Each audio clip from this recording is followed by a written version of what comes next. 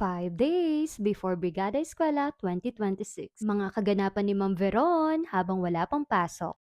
Hey, it's me, Bads Veron. It's another day, another ka-vlog-vlogan. For today's ka-vlog-vlogan nga mga kabads, pagkagising nga natin ay kailangan nating mag-devotion at syempre magkape. At ngayon nga, challenge ko ang sarili ko na mag-memorize nga ng mga Bible verse.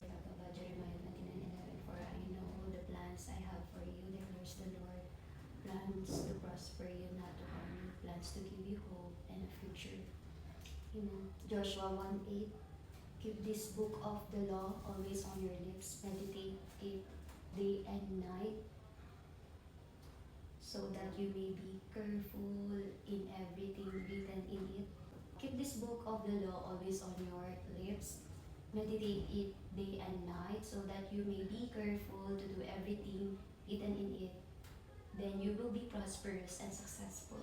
At sa totoo lang, medyo tinatanghali talaga tayo ng gising. Kaya after ko nga magbasa, ay nag-ready na rin nga ako ng pagkain para sa tanghalian. Ilang araw na nga rin may sakit dito si Sir Ni, pero mas malala nga ngayong araw. Kaya hanggat kaya ko, ay gagawin ko na. Multitasking na nga rin ako rito dahil habang inihintay ko nga yung tubig, ay nagbabalat na rin ako ng sibuyas, bawang at repolyo. Ewan ko ba, minsan gusto kong papaghingayin nga yung sarili ko. Ganito po ba talaga tayo mga babae? Yung tipong wala po tayong sinasayang na oras, yung tipong habang naghihintay ka ng niluluto mo, may gagawin ka pa, maglilinis ka, at kahit habang nagluluto ka nga, sumesexy ka pa dahil dito nga sa suot kong Hati Diary. O diba, nasingit ko pa, no? At kung mapapansin nyo nga, unti-unti nga ay natututo na akong magluto. At parang napansin ko nga ay papunta na naman tayo kay Erica Pineda voice over. At ito na nga po yung sinasabi ko sa inyo, habang nagluluto nga ako, hinihintay kong kumulo, ay naglilinis na rin ako. At dahil paluto na rin yung pagkain, ay ire-ready ko na rin nga yung mga plato. Alam nyo ba, habang nagfi-film ako dito, niloloko ko yung sarili ko. Gusto ko kasing i-challenge yung sarili ko na dapat naka-smile lagi ako.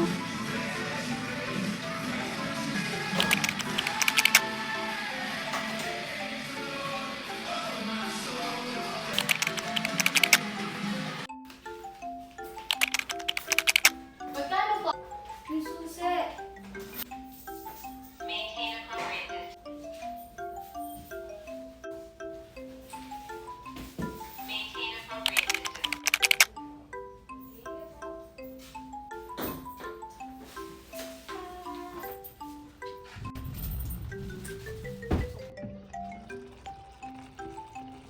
At dahil luto na itong ulam, ay kakain na kami. Hindi ko nga muna isasama sa video si Sir Nid dahil naka-data privacy siya.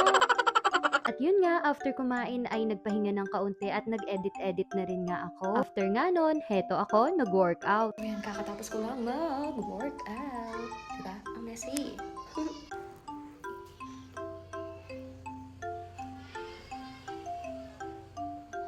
At ito na nga po yung update ng ating workout journey. Pero syempre, medyo may daya yan dahil sa salamin ko lang kinuha.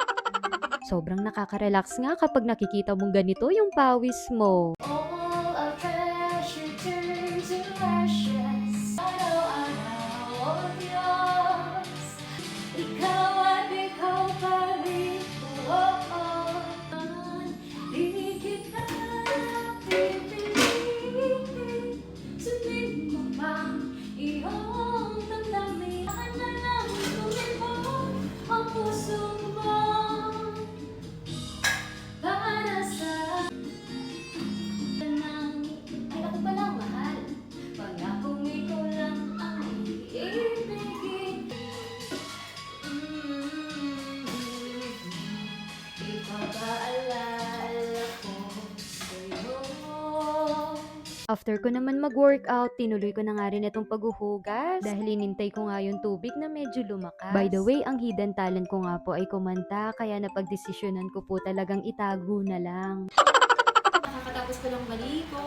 So, nag-content din ako about sa kilay ko, yung ginagamit ko. Tapos ngayon, magbubukas tayo ng upuan ko. So, ito, may mga dumating din ng mga parcels. So, by the way, ang patotohanan nito, yung iba po talaga ay hindi ko binibili.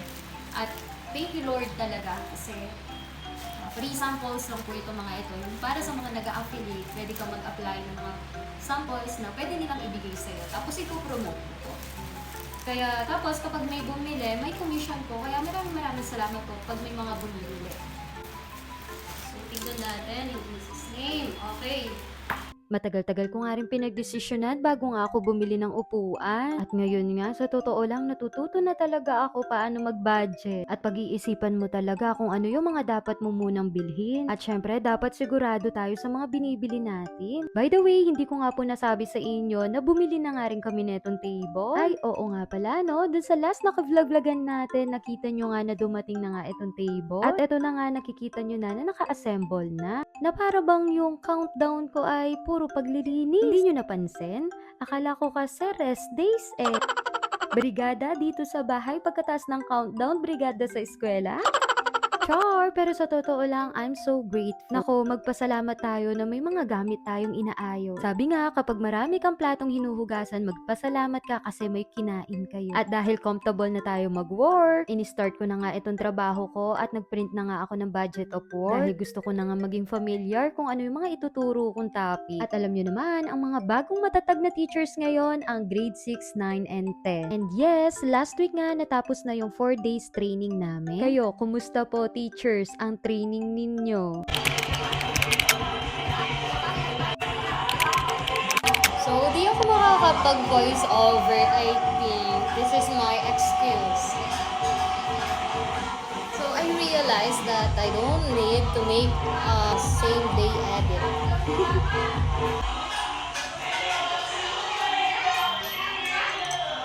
So, look at my edit, mga 2 subo lang to. Ito, marami.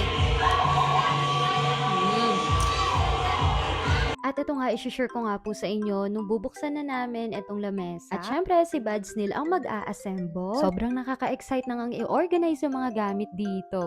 So, alam niyo na po kapag wala po akong post ngayon, wala tayong same-day edit, I think excuse ko na to.